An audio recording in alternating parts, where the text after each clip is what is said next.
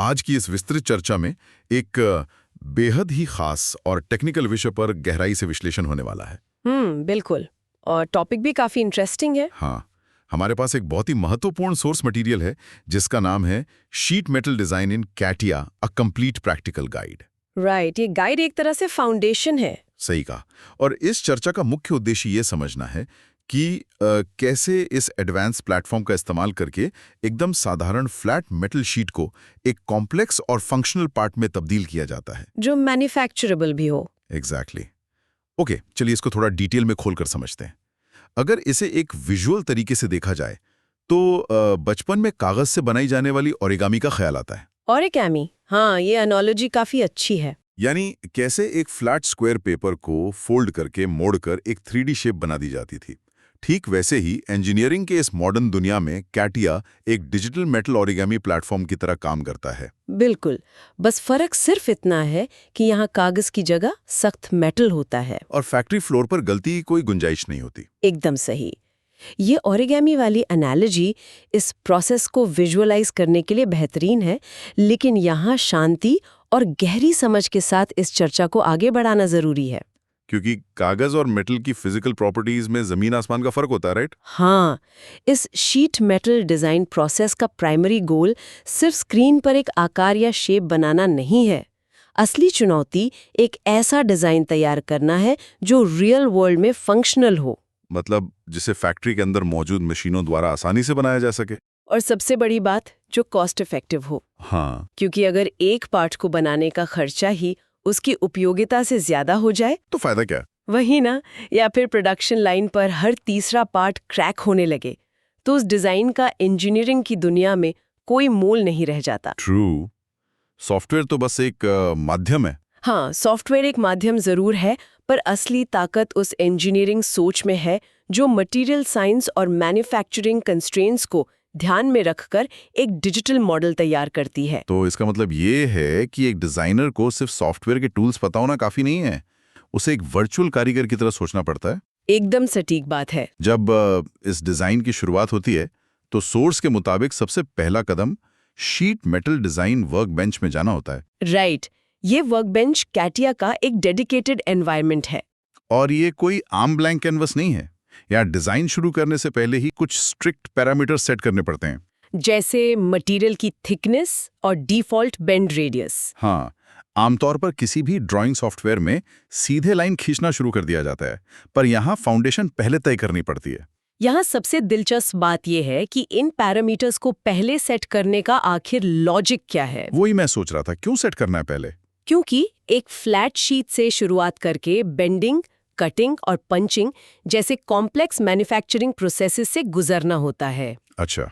अगर डिजाइनर शुरुआत में ही थिकनेस और बेंड रेडियस को गलत सेट कर दे तो आगे का पूरा डिजाइन फेल हो सकता है। वो मतलब अगर फाउंडेशन ही गलत हुई तो सब गलत। हाँ, उदाहरण के लिए हर मेटल की अपनी एक लिमिट होती है। अगर एक ऐसी बेंड रेडियस दे दी जाए जो असल जिंदगी में उस मेटल की थिकनेस के मुकाबले बहुत कम है, तो फैक्ट्री फ्लोर पर जब प्रेस ब्रेक मशीन उसे मोड़ेगी तो मेटल टूट जाएगा या उसमें माइक्रो क्रैक्स आ जाएंगे। इसलिए ये वर्कबेंच डिजाइनर को बाउंड करता है कि वो फिजिकल रियलिटी के दायरे में रहकर ही अपना 3D मॉडल बनाए। लेकिन एक सवाल उठता है यहाँ, मान लीजिए किसी ने एक कॉम्प्लेक्स पार्ट बना लिया जिसमें 50 अलग अलग बेंड्स हैं, और अचानक क्लाइंट या इंजीनियरिंग हेड आके कहें कि पार्ट की स्ट्रेंथ बढ़ाने के लिए 2 मिलीमीटर की जगह 3 मिलीमीटर थिक शीट का इस्तेमाल करना होगा। ये बहुत आम सिचुएशन है इंडस्ट्री में। तो क्या उस डिजाइनर को वो पूरा का पूरा मॉडल शुरू से दोबारा बनाना पड़ेगा? जी बिल्कुल, क्योंकि फिजिकल दुनिया में तो थिकनेस बदलने का मतलब है सारे डायमेंशंस और एंगल्स का बदल जाना। यहीं पर इस सॉफ्टवेयर का पैरामेट्रिक डिजाइन फीचर एक बहुत बड़ा गेम चेंजर साबित होता है। पैरामेट्रिक डिजाइन, इसमें क्या होता है? पैरामेट्रिक डिजाइन का मूल सिद्धांत ये है कि पूरा मॉडल फिक्स्ड नंबर्स के बजाय वेरिएबल्स और उनके आपस के रिलेशनशिप्स पर आधारित होता है। तो डिजाइनर को सब कुछ दोबारा बनाने की जरूरत नहीं पड़ती? बिल्कुल नहीं, उसे सिर्फ उस शुरुआती पैरामीटर में जाकर थिकनेस को 2 मिलीमीटर से 3 मिलीमीटर करना होगा। बस इतना ही? हाँ, जैसे ही ये अपडेट होगा, सॉफ्टवेयर खुद ब खुद उन 50 बेंड्स, उनके एंगल्स और आसपास की ज्योमेट्री को नए मटेरियल थिकनेस के हिसाब से मैथमेटिकली रिकैलकुलेट कर लेगा। वाओ, ये तो बहुत टाइम बचाता होगा। बहुत ज्यादा। ये फीचर उन घंटों के मैनुअल कैलकुलेशंस और ड्राफ्टिंग को बचा लेता है जो पुराने वक्तों में इंजीनियर्स को पेपर पर करने पड़ते थे। यहाँ बात सच में बहुत रोचक हो जाती है, लेकिन इसको थोड़ा डिटेल में खोलकर समझते हैं, क्योंकि ये रिकैलकुलेशन जितना आसान सुनने में लगता है, इसके पीछे की फिजिक्स उतनी ही कॉम्प्लेक्स होगी। बिल्कुल है। जब मेटल को मोड़ा जाता है तो अंदर का हिस्सा दबता या कंप्रेस होता है और बाहर का हिस्सा खींचता है या स्ट्रेच होता है। सही पकड़ा। अगर थिकनेस बदल रही है तो स्ट्रेच होने का रेशियो भी बदलेगा। इसको सॉफ्टवेयर कैसे हैंडल करता है बिना ज्योमेट्री को तोड़े? इस मुद्दे को समझने के लिए एक कॉन्सेप्ट पर ध्यान देना होगा जिसे के फैक्टर कहा जाता है। के फैक्टर? हाँ, के factor advanced sheet metal design में हमेशा आता है। ये एक मैथमेटिकल रेशियो है जो दर्शाता है कि बेंड के दौरान मटेरियल का न्यूट्रल एक्सिस कहाँ शिफ्ट होता है। न्यूट्रल एक्सिस यानी वो इमेजिनरी लाइन जहां ना तो कंप्रेशन हो रहा होता है और ना ही स्ट्रेचिंग। एकदम ठीक। अलग अलग मटेरियल्स और अलग अलग थिकनेस का के फैक्टर अलग होता है। तो जब कैटिया में पैरामीटर अपडेट होता है तो वो इस के फैक्टर के आधार पर नए फ्लैट लेंथ को एक्यूरेटली कैलकुलेट करता है, ताकि मोड़ने के बाद जो फाइनल 3D पार्ट बने उसकी आउटर डायमेंशंस बिल्कुल वही रहें जो डिजाइन की गई थी। एग्जैक्टली। ये कैलकुलेशंस बैकग्राउंड में चलती रहती हैं। ये सच में बहुत फैसिनेटिंग है। मतलब सॉफ्टवेयर बैकग्राउंड में एक लगातार मैथमेटिकल वेरिफिकेशन कर रहा है। हाँ, और अब जब फाउंडेशन सेट हो गई है तो अगला कदम आता है बेस फीचर को आकार देना। सही। डिजाइनर अपने बेस फीचर या उस चपटी शीट को फंक्शनल आकार देना शुरू करता है। सोर्स मटेरियल में इस प्रोसेस को फ्लैंजेस और बेंड्स ऐड करने से जोड़ा गया है।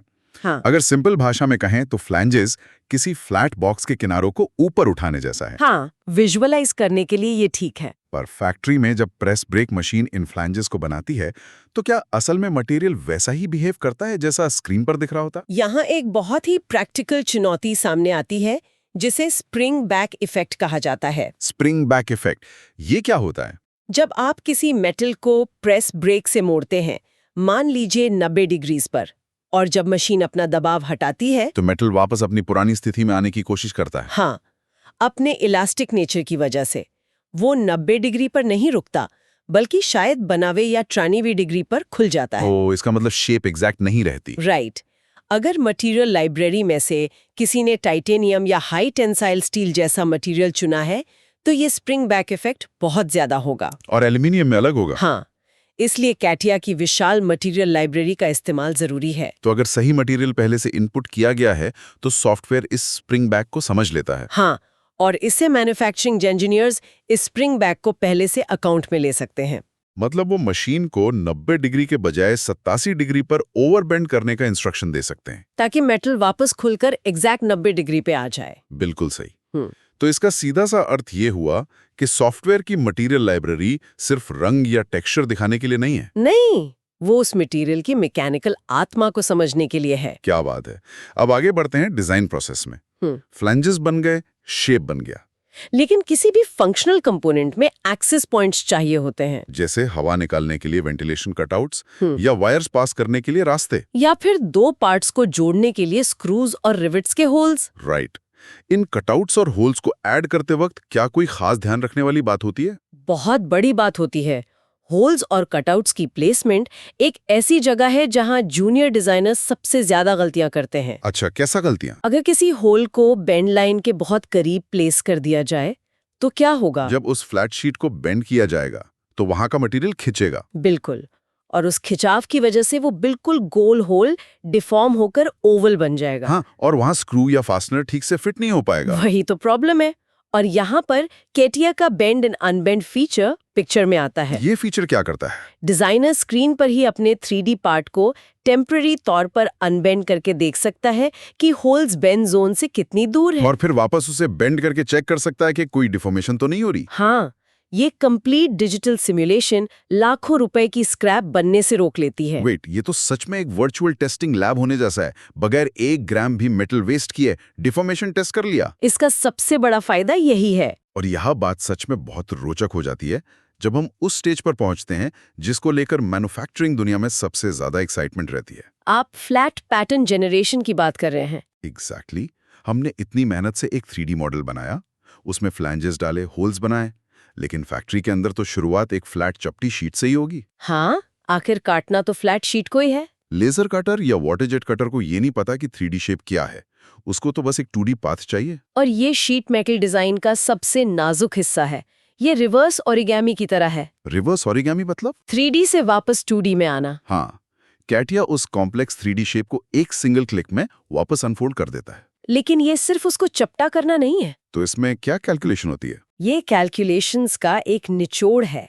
सॉफ्टवेयर हर एक बेंड का के फैक्टर, उसकी डिडक्शन वैल्यू और मटेरियल स्ट्रेचिंग को ध्यान में रखते हुए एक एग्जैक्ट आउटर प्रोफाइल बनाता है। ओह, मतलब अगर ये फ्लैट पैटर्न 1 मिलीमीटर का फ्रैक्शन भी गलत हो तो मोड़ने के बाद सारे होल्स आउट ऑफ अलाइनमेंट हो जाएंगे और पार्ट रिजेक्ट हो जाएगा। इतनी प्रेसिजन जरूरी होती है। और इसी फ्लैट पैटर्न के साथ एक और बड़ी इंडस्ट्री चैलेंज जुड़ी हुई है जिसे नेस्टिंग कहा जाता है। हाँ, नेस्टिंग कॉस्ट ऑप्टिमाइजेशन के लिए बहुत जरूरी है। अगर हवाई जहाज बन रहा है और उसमें एरोस्पेस ग्रेड एल्यूमिनियम अलॉय का इस्तेमाल हो रहा है तो वो मटेरियल बेहद महंगा होता है। बहुत महंगा। एक बड़ी शीट में से इन फ्लैट पैटर्न्स को इस तरह से अरेंज करके काटना कि कम से कम वेस्ट निकले, ये कॉस्ट कंट्रोल के लिए कितना महत्वपूर्ण है? कॉस्ट कंट्रोल तो किसी भी मैन्युफैक्चरिंग ऑपरेशन की रीढ़ की हड्डी होती है और नेस्टिंग उसमें एक मुख्य भूमिका निभाती है। थोड़ा और एक्सप्लेन करेंगे इसको? देखिए, अगर फ्लैट पैटर्न का आकार बहुत बेढबा होगा तो एक स्टैंडर्ड शीट में से कम पार्ट्स निकल पाएंगे और स्क्रैप ज्यादा बचेगा। बिल्कुल। इसलिए कुशल डिजाइनर हमेशा अपने डिजाइन के दौरान ये ध्यान में रखता है कि अनफोल्ड होने के बाद पार्ट का आकार कैसा दिखेगा। वो ऐसी ज्योमेट्रीज अवॉइड करता है जो नेस्टिंग में बेवजह जगह घेरें। हाँ, और कैटिया से निकला हुआ ये फ्लैट पैटर्न ब्लूप्रिंट सीधे इन नेस्टिंग सॉफ्टवेयर्स में जाता है, जहां कंप्यूटर एल्गोरिदम्स हजारों पार्ट्स को एक साथ पजल की तरह सेट करते हैं ताकि मेटल की हर एक इंच का सही इस्तेमाल हो सके। एकदम सही। यहाँ आकार डिजाइन का काम करीब करीब पूरा होता दिखता है, पर उसे फैक्ट्री फ्लोर तक पहुंचाना भी अपने आप में एक साइंस है। हाँ, एक्सपोर्टेशन एक फाइनल और क्रूशियल स्टेप है। सोर्स में आखिरी स्टेप्स के रूप में फाइल एक्सपोर्ट करने की बात की गई है, पर वहां 2 अलग-अलग फॉर्मेट्स का जिक्र है, DXF और स्टेप फॉर्मेट। राइट। दोनों के यूजेस अलग हैं। जब दोनों ही उसी पार्ट का डेटा है तो इनमें फर्क क्या है और इनकी अलग-अलग जरूरत क्यों पड़ती है? इन दोनों फॉर्मेट्स का मकसद और इनका आगे का सफर बिल्कुल अलग होता है। कैसे? जब फ्लैट पैटर्न को DXF फॉर्मेट में एक्सपोर्ट किया जाता है तो असल में 2D वेक्टर पाथ्स और पॉलीलाइंस जनरेट हो रहे होते हैं। तो ये DXF फाइल फैक्ट्री फ्लोर पर मौजूद लेजर कटर या प्लाज्मा कटर की भाषा है। हाँ, ये उन्हें बताती है कि लेजर बीम को X और Y एक्सिस पर कहाँ चलना है और कहाँ कट लगाना है। और स्टेप फॉर्मेट? दूसरी तरफ स्टेप फॉर्मेट उस पार्ट का पूरा 3D टोपोलॉजिकल डेटा होता है। इसे कहाँ यूज करते हैं? STP फाइल को बड़ी असेंबली में इंपोर्ट किया जाता है ताकि स्ट्रक्चरल इंजीनियर्स ये चेक कर सके कि ये शीट मेटल पार्ट बाकी के पार्ट्स के साथ ठीक से अलाइन हो रहा है या नहीं, या किसी और हिस्से से टकरा तो नहीं रहा। ये दोनों फॉर्मेट्स डिजाइन और फिजिकल मैन्युफैक्चरिंग के बीच का पुल है। So what does this all mean? हमने मटेरियल साइंस देख ली, बेंडिंग फिजिक्स पर बात कर ली, सॉफ्टवेयर की कैपेबिलिटीज को समझ लिया। लेकिन अगर किसी को इस फील्ड में एक मास्टर डिजाइनर बनना है तो सोर्स में दी गई उन प्रो टिप्स का क्या, जिनका जिक्र प्रोफेशनल्स आमतौर पर करते हैं? प्रो टिप्स हमेशा काम आती हैं। जैसे? एक टिप है सिमेट्री, यानी सममिति का इस्तेमाल करना।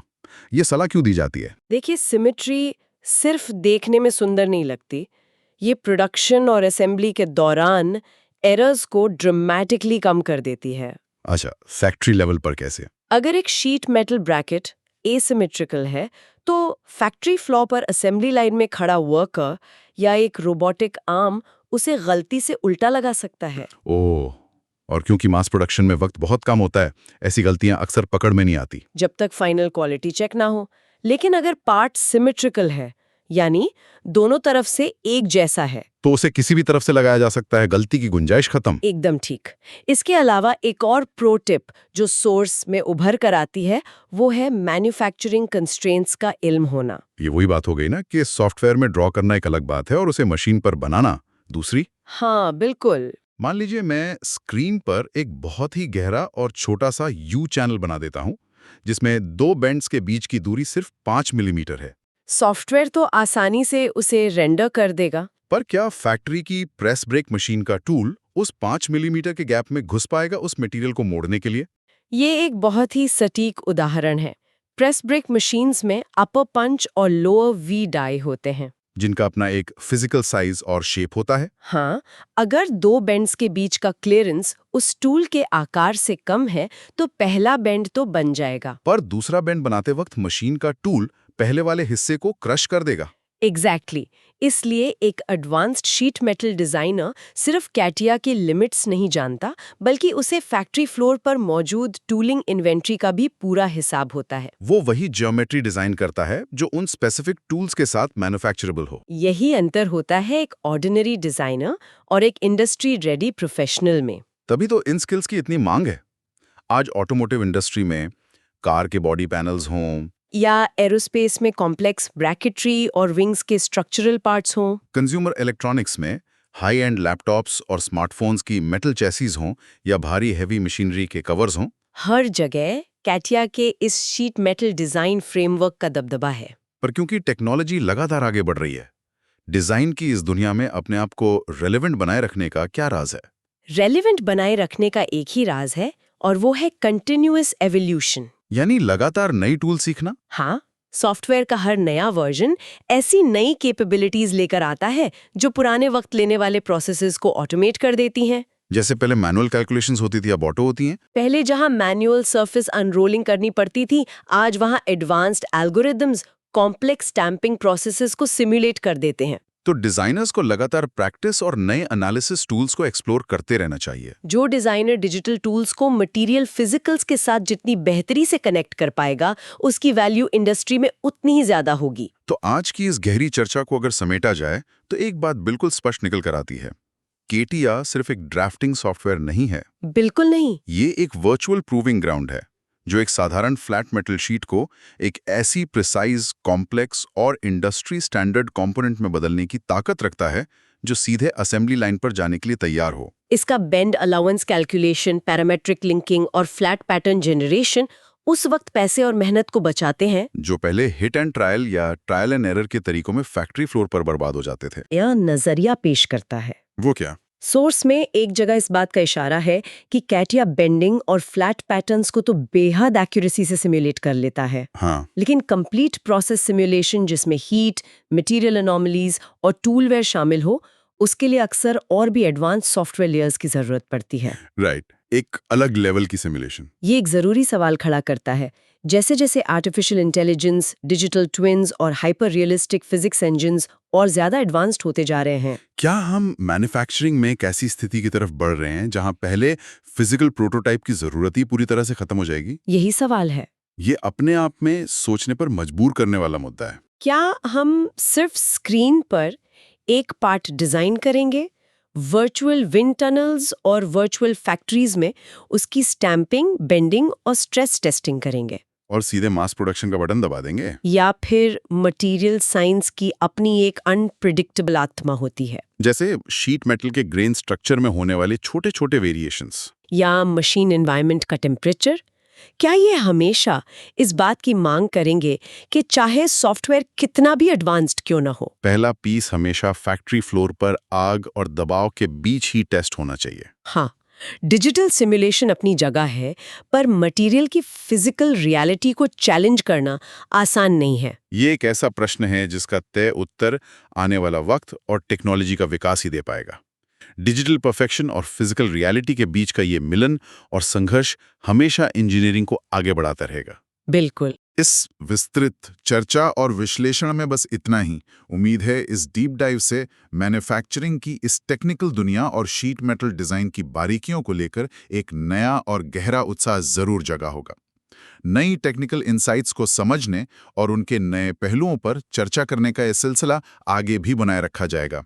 तब तक के लिए इन डिजिटल और फिजिकल दुनियाओं के इस बेहतरीन कॉम्बिनेशन पर मनन करते रहिए। अलविदा।